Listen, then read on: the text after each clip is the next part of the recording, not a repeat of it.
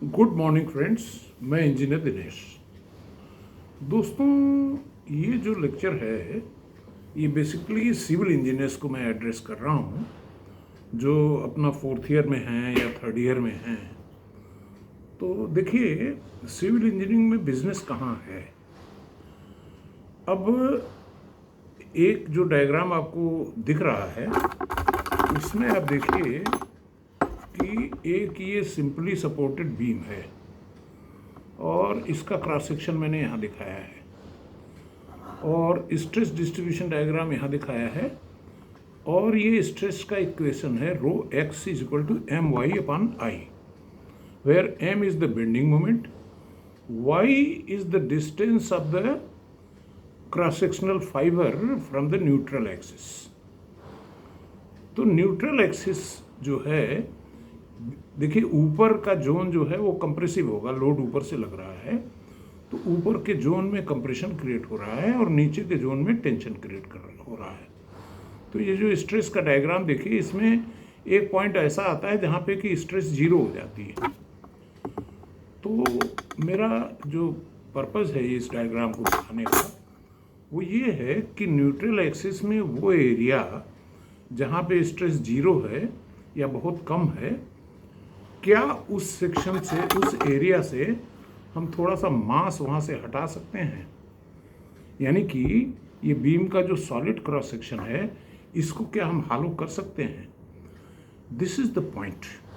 देखिए, हालो करने से फ़ायदा क्या है कि एक तो आपकी बीम का वजन कम हो जाएगा, दूसरा फ़ायदा ये है कि मटेरियल जो निकाल लेंगे उतना पैसा आपका बच जाएगा।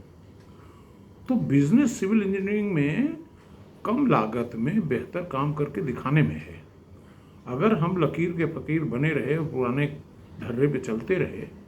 अब देखिए, इस पे जो भी काम हुआ है, आप इंटरनेट खोलेंगे, गूगल पे जो सर्च करेंगे, हालो बीम, हालो स्लैब में जाएंगे तो बहुत ज़्यादा काम नहीं हुआ। जो काम हुआ वो प्री फैब्रिकेटेड में हुआ। इस लेक्चर के माध्यम से मैं आपको ये बताना चाह रहा हूँ कि how manage the things in such A way that it can be done in cast C2 also, cast in C2 also। यानी कि जो साइड पे हम बीम कास्ट कर रहे हैं उसमें हम मटेरियल अंदर का कैसे बाहर निकालें। देखिए, हालो बीम बनाने का बहुत आसान तरीका है। एक सर्कुलर पाइप इंसर्ट कर दीजिए न्यूट्रल एक्सिस के आसपास, लेकिन ऐसे ही मत कर दीजिए, प्रॉपर डिज़ाइन कैलकुलेशन करने के बाद। और दूसरी चीज़ ये है कि बीम की होमोजीनिटी मेंटेन होनी चाहिए। उसके लिए ये ज़रूरी है कि जहाँ पे हालो क्रिएट कर रहे हैं उसके बाजू में कम से कम उतना स्पेस सॉलिड छोड़ना पड़ेगा, सो दैट कंप्रेशन जोन और टेंसाइल जोन की कंक्रीट आपस में जुड़ी हुई रहे। उसी प्रकार से अगर आप स्लैब में हालो क्रिएट करना चाह रहे हैं तो उसमें भी आप पाएंगे कि ज़्यादातर काम जो हुआ है वो प्री फैब्रिकेटेड स्लैब्स पे तो हुआ है। बीच में पाइप इंसर्ट करके हालो क्रिएट कर दिया और पाइप को थोड़ा सा टेपर बनाया जिससे कि पाइप बाद में निकल भी सकती है। इस पे काम तो आज से 40-50 साल पहले से हो रहा है। लेकिन मैं आपको एक प्रैक्टिकल टिप देना चाह रहा हूँ कि ये काम बहुत आसानी से स्लैब में इस तरह से हो सकता है कि नीचे की सरिया आपने बिछाई, थोड़ा सा कंक्रीट पोर किया और उसके बाद न्यूट्रल जोन में डिज़ाइंड डायमीटर और डेप्थ के कुल्हड़ रख दें, पॉटरी के, या और कुल्हड़ से भी बड़ा कोई पॉटरी बना करके उसको बीच में रखें और जितना बड़ा पॉटरी का सामान रखें करीब उतना ही स्पेस उसके दूसरे बाजू में आपको छोड़ना पड़ेगा, उससे या उससे थोड़ा कम। You have to design it. तो इस प्रकार से हम हालो स्लैब और हालो बीम कम लागत में, कम वेट में। देखिए, वेट घटने से फ़ायदा यह है कि लोड बेयरिंग कैपेसिटी रिक्वायर्ड कम हो जाती है। दूसरा फ़ायदा यह है कि मटेरियल की कॉस्ट सेव हो जाती है।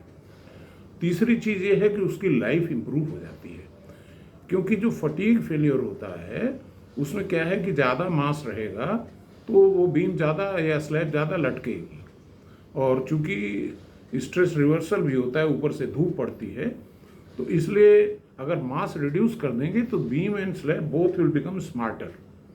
पैसा भी कम लगेगा।